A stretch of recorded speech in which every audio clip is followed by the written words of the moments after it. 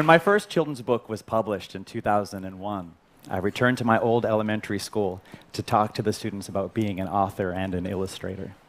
And when I was setting up my slide projector in the cafetorium, I looked across the room, and there she was, my old lunch lady.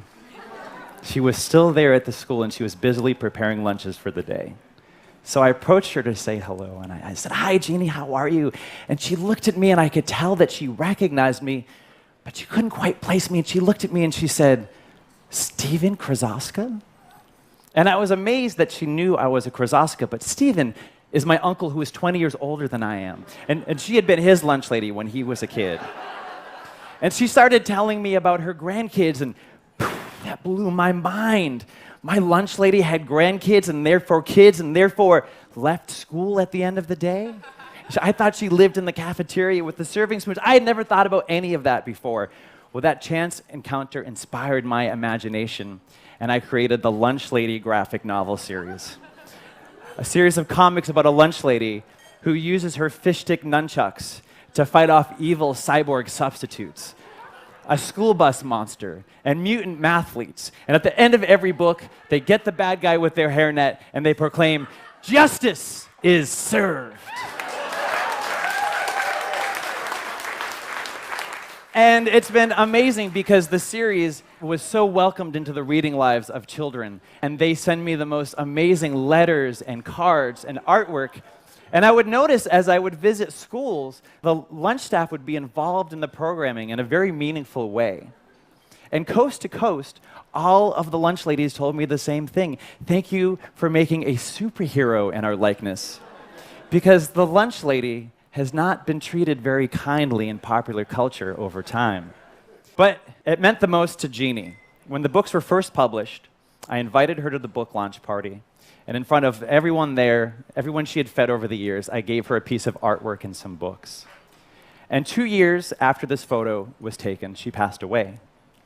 And I attended her wake, and nothing could have prepared me for what I saw there. Because next to her casket was this painting.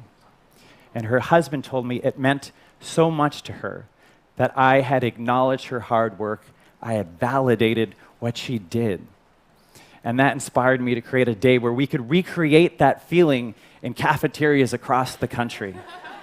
School Lunch Hero Day, a day where kids can make creative projects for their lunch staff.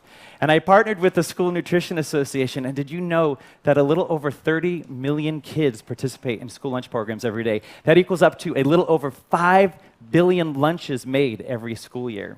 And the stories of heroism go well beyond just a kid getting a few extra chicken nuggets on their lunch tray. There is Miss Brenda in California who keeps a close eye on every student that comes through her line and then reports back to the guidance counselor if anything is amiss. There are the lunch ladies in Kentucky who realized that 67% of their students relied on those meals every day and they were going without food over the summer, so they retrofitted a school bus to create a mobile feeding unit, and they travel around the neighborhoods feeding 500 kids a day during the summer.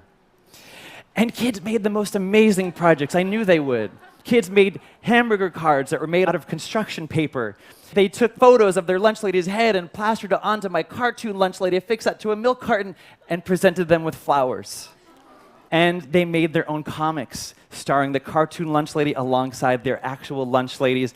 And they made thank you pizzas, where every kid signed a different topping of a construction paper pizza.